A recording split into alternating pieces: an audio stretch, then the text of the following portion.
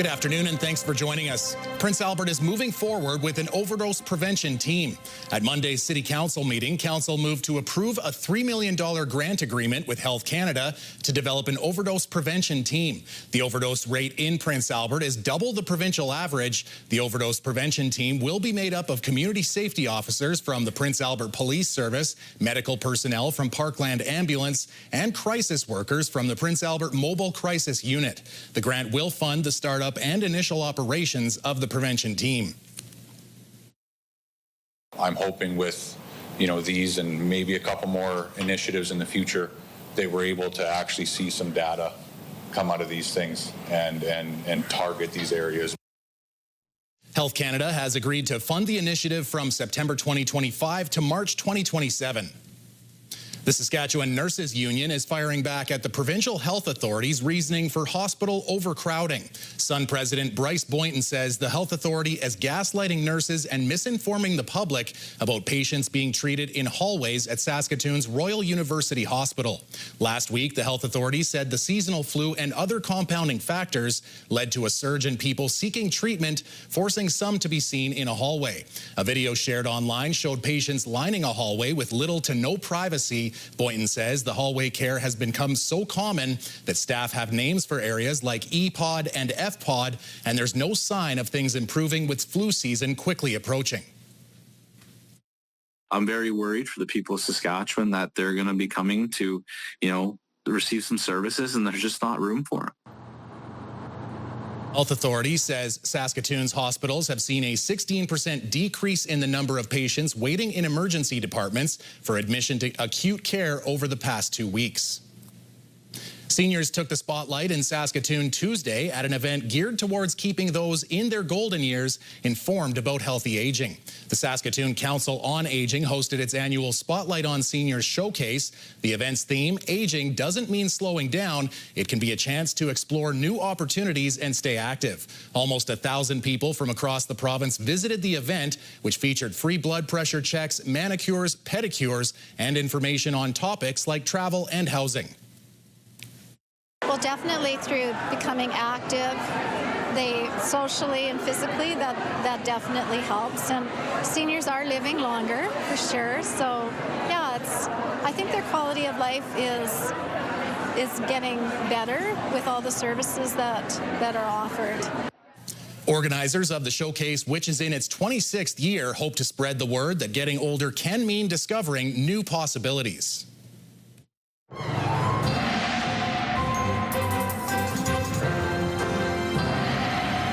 A little warmer today. It was chilly yesterday, but a little bit of sun goes a long way, right, Jeff? It certainly does, and we look like we're going to be having some warmer temperatures in store as we roll into the next few days, John. And not a lot in the way of active weather. If anything does show up, it looks as though it's going to be mostly the northern parts of the province, but ultimately we're still dealing with, so a series of fronts that are coming through, but ultimately a warming, or at least a warm somewhat situation, considering that we're in the early part of October here. But a cool down is on the way. We'll talk about that later on. Turning now to a Saskatoon manslaughter trial where a recorded police interview played in court today. Roderick Sutherland told police his garage was used in the killing of 30-year-old Megan Gallagher. That's according to a police interview that played in the court on the second day of his manslaughter trial. On August 5th, 2021, nearly a year after Gallagher's death, Sutherland went to police to voluntarily provide information on the case. He told investigators that he let his friend use his garage to question someone. When he returned to the garage, Sutherland said Gallagher was dead, tied to a chair and covered in a tarp. Sutherland told officers he never saw injuries on Gallagher or any blood in the garage. Police asked if he knew of any conflict between Gallagher and the other people in the charge. He replied he had no idea. His jury trial is scheduled to continue on Wednesday. The city of Saskatoon says a fully supervised washroom along Spadina Crescent is reducing the need for costly repairs. A city committee heard this morning that having 2 commissioners' security guards at the washrooms located at Kiwanis Park meant next to the Meewasin skating rink is saving the city money. Between May and September last year, the city saw a 31% reduction in incidents and nearly 70% less incidents requiring repairs or cleanup. With repairs costing nearly $5,000 per incident, the city says avoiding 51 incidents is all it takes to break even. But it costs $250,000 to keep the bathroom staffed year-round, and the city will run out of money by the end of the year. If no further direction is provided, the pilot with the increased supervision will end at the end of this year, and the site will return to its previous monitoring schedule of 3 inspections daily. Councillors have until the end of the year to choose to keep supervision at the bathrooms running around the clock. Saskatchewan's seen an uptick in reports of rabid bats with the latest confirmed case in Regina. On Monday, the Veterinary Mobility Centre confirmed a bat with rabies was detected in the Glencairn area of the city, urging the public and pet owners to keep their shots up to date. As of the end of September, there has been 18 rabid bat cases recorded across the province this year. The Saskatchewan Health Authority says the slight increase compared to last year could potentially be due to people simply being more aware of rabid bats. Because the bats are only tested based on what people submit. So maybe due to increased submission. So indeed, it may not necessarily mean that we're seeing more cases, but perhaps because we're testing more, we're seeing more. The SHA recommends closing any small holes in your homes to prevent bats from entering, and pet owners are recommended to vaccinate their pets. A recent study conducted with the help of Saskatoon's synchrotron is examining how zebrafish can help researchers with early detection of scoliosis in children and teenagers.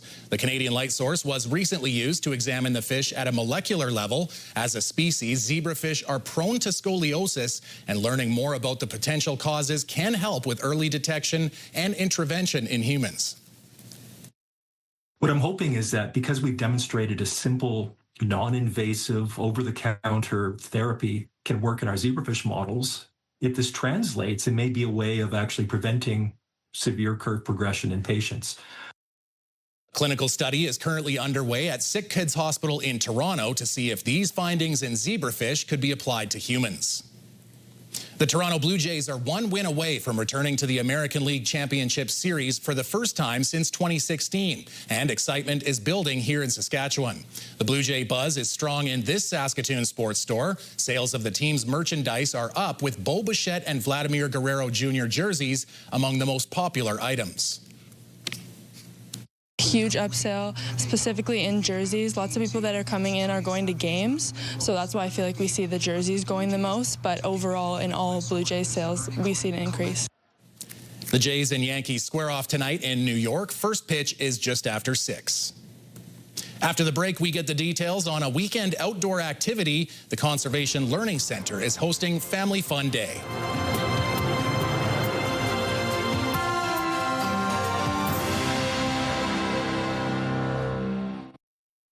Fall Family Fun Day is coming up. Could you give some background on the event? Yeah, so Fall Family Fun Day is a day of outdoor family-friendly activities at the Conservation Learning Center farm. So we're located just south of Prince Albert, and we are aiming to provide free, accessible fall outdoor activities for families. So this year it'll include things like our corn maze, we have horse-drawn wagon rides, we have a petting zoo, a whole bunch of sensory and agricultural themed activities, fall carnival games, face painting, and so much more. It'll be happening this year on Saturday, October 11th from 12 to 4 p.m. Is this for all ages? It is for all ages, yeah, absolutely. It's definitely geared with families in mind. We do also have food trucks and local craft vendors around too. So definitely there's a little bit geared more towards adults and stuff there as well.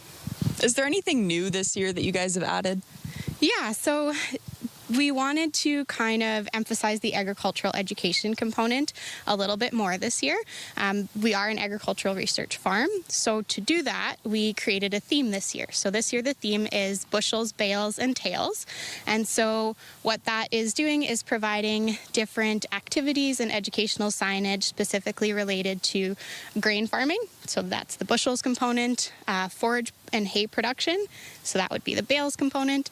And then tail. So this year we have a story walk, and the story walk book is called How Did That Get in My Lunchbox by Chris Butterworth. And so you'll be able to walk through and read the different storyboards that outline how different crops are produced and how they're then manipulated into the item that you would get in your lunchbox. I've never heard of a story walk before. Is that what you called it? Yeah. So do you walk then from sign to sign, and it's like a book, but it's like split up? Exactly. Okay. Yeah. So the pages of the book are blown up onto these big poster boards. So you get to read the story while taking a nice walk. And at different pages, we have different activities as well. So it's a bit more hands-on than just reading a book. And that's for the younger kids then, would you say? Yeah. So the story walk story is gauged to maybe between a kindergarten or grade 4 audience generally. But with the activities there, it definitely makes it a little bit more fun for a broader age range too. Is this a full day thing, or are there certain times that different things are happening? All of our activities are happening between 12 and 4 p.m. Is there anything that you guys got rid of that you've had in previous years that you decided wasn't working super well anymore? I don't think so. The only thing that varies year to year is obviously it's an outdoor event. So sometimes the weather is not that great for us, but the event happens rain or shine. We'll be here regardless. We might just tweak kind of how things are happening. But this year we do also have heated indoor shop space specifically for our craft vendors. So even if the weather is poor on Saturday, and if you still want to come and support some local vendors and maybe get some early Christmas shopping done, we will have heated indoor space for that. You mentioned the weather sometimes is kind of unpredictable. Would you say that's the number one thing, or what are the other challenges? The weather's definitely up there. It's obviously something we can't control, but we are a working farm, so we understand that the weather happens and we roll with it. I would say one of the bigger challenges is definitely having the manpower to be able to run the event. So over the winter, we're a very small staff. We just have 4 people on site, and so attendance for the event in past years has been between like 300 and 600 people. So managing that kind of crowd with 4 staff members is a challenge. But it's a challenge that we love, and it's also, the event is a great opportunity for us. We are able to use it as a fundraiser for our free outdoor educational school program. And so if you are wanting to come out during the day, I would encourage you to support us by supporting our school program. So you can do that through 50/50 ticket purchases, through an optional donation when you enter, and through supporting any of our other fundraising things. So we have, for example, a produce table where you can buy produce that we've grown on the farm by donation. What would you say to people to encourage them to come out? I would say that it is such a great opportunity to spend time with family and friends outside, and it might be one of kind of the last opportunities we get for this kind of thing before the winter. So I would encourage you to come out, bring family, bring friends, be open to spending some time outside this weekend, and yeah. Jeff has your weather coming right after the break, and later a grandfather runs to raise money for his granddaughter.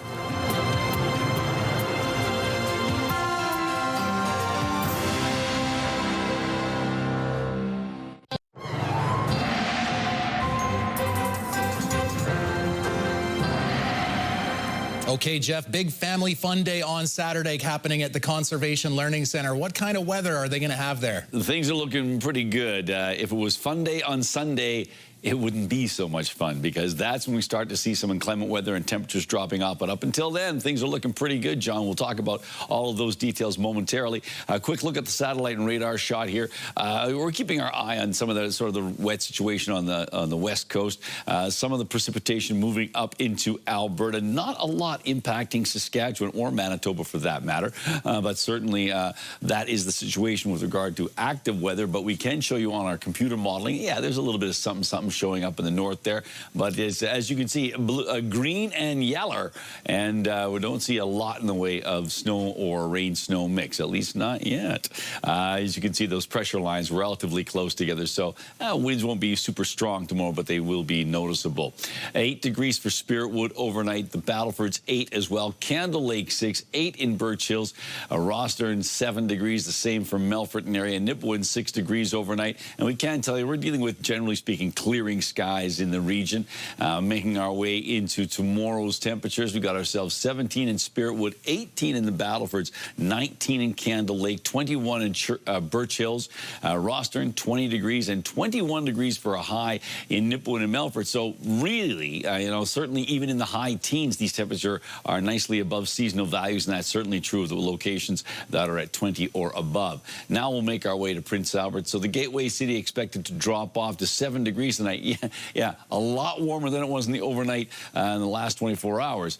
Clearing skies, winds out of the south 20, so that nice southerly flow helping to keep those temperatures on the warm side of seasonal in the overnight, and that's certainly true of tomorrow. A southerly wind at 20, gusting to 40 at times, mainly cloudy conditions, but 20 degrees, it's about 7 degrees above seasonal. And here is the 7-day outlook for Prince Albert and area. Lots of sunshine on Friday, just 14 degrees for a high though, but jumping up to 19 on Friday, staying sunny. Then on Saturday, for Fun Day, 21 degrees, mainly sunny skies. And then as advertised, we've got ourselves 7 degrees with a chance of showers on Sunday.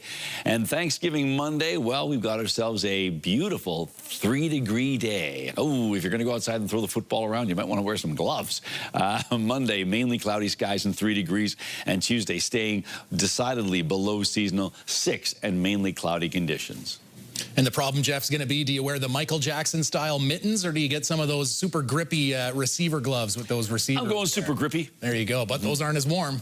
There you go. Well, the quest for a consistent kicker continues in Ryderville. Today, the team signed an American kicker, Michael Hughes. He joins Canadians Brett Lawther and Campbell Fair, who missed both his convert attempts last week in Ottawa. Harris gets this one away quickly to Myers, finds a little bit of space right up the middle. Now the race is on, and look at this burst. Myers will take it to the 20. All the way down. Offensively, the Riders now have 2,000-yard receivers. Dante Myers joins Keyshawn Johnson after a 158-yard performance in Ottawa. Hitting 1,000 yards was something the Delta State product never even dreamed of when he came to Saskatchewan last year. This is my first time ever being a 1,000-yard receiver, so I didn't really have that goal in mind. I was just focused on making a roster, especially just coming into camp as a rookie, we just started the baby steps. When he came in the first few days, he kind of flashed a little bit, and I was like, okay, this guy's got he's got something to him. The first 2 games, I think he went for over 100 yards, maybe 101 to be exact. And, yeah, you knew he was kind of that kind of big playability. The last time the Riders had 2 1,000-yard receivers was 2023 when both Sean Bain Jr. and Sam Emelis hit the mark. Do you have a community event you would like to promote? Or maybe you'd like to draw attention to your organization. Let your local CTV station help you spread the word. Contact us at 306-922-6020 or email panews@ctv.ca. You can appear on CTV Prince Albert's News at 5 and get your message to our viewers.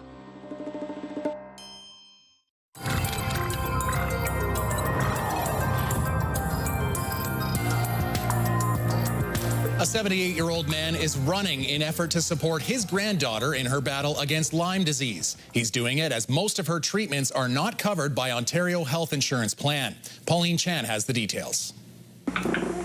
Richard Nancaro has always been there to support his grandkids, so his recent 10K fundraiser was no surprise. It's right up his alley to do something like that, but I'm really grateful. Molly needs special treatments that are not covered by OHIP, so I'm trying to raise $5,000 or $6,000 or more by having this run, and inviting people from my apartment complex. Molly spends most of her days in bed, debilitated by Lyme disease. We're not exactly aware of when a tick would have like embedded in my skin. The one time she ever saw a tick on her was 15 years ago, but she didn't develop the flu-like symptoms and extreme fatigue until 2 years ago as she was starting her nursing career. It's been 2 years of seeing every specialist that we could see. She takes, I think, 40 supplements a day.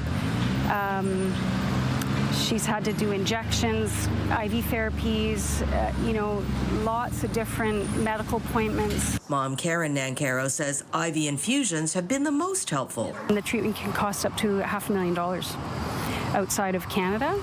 So we're doing whatever we can here. None of that is covered by OHIP. Molly says Canadians often hear about acute Lyme disease, the bullseye rash, and getting treatment within 3 days of a tick bite. Chronic or late-stage Lyme diseases, and it's basically a completely different disease. It can't be treated with just the 2 weeks of antibiotics. It's a lot more of an intense treatment. As for her nursing career, I do hope to get back to it, and I hope that I don't know, my understanding of being kind of on the other side of it and being a patient can make me a better nurse. Recovery is slow, but Molly has her family by her side, with Richard planning more runs in the future. Pauline Chan, CTV News. Brought to you by Saskatchewan Union of Nurses. Thank you to Saskatchewan's 11,000 registered nurses. Now, Jeff, I'll have to double check here and see, because I'm not 100% sure. A new book was released today chronicling the life of comedian John Candy. What do you think? I hope we don't go to war. Excuse me, stewardess. Is there a movie on this flight? John Candy, A Life in Comedy, dives into his career and the private battles he faced away from the camera. The book by Toronto author Paul Myers features interviews with those who knew Candy, including Dan Aykroyd, Catherine O'Hara, and Tom Hanks. And so, Jeff, I've got to ask you, would this be the first book, and why did it take so long to make a great book about John Candy, one of our Canadian heroes? One of our Canadian heroes. Some might ask why it took so long to make this documentary that just came out at TIFF. We have Colin Hanks directing a Ryan Reynolds produced a documentary called John Candy, I Like Me. I think now it's always a question of who you have access to. And I think this particular Myers is Mike Myers' brother, but it's someone who's been in and around. Paul Myers has been in and around showbiz people for a long time, and maybe it just took a while to make sure you have all your ducks in a row, talk to the right people, because there's plenty of unauthorized biographies that come out, and they're not always the most factual. There you go. That fat one scene, you should have seen the toast. I couldn't even get it through the door. It's probably my favorite John Candy of a billion, but that'll do it for us tonight. All right. National News is next.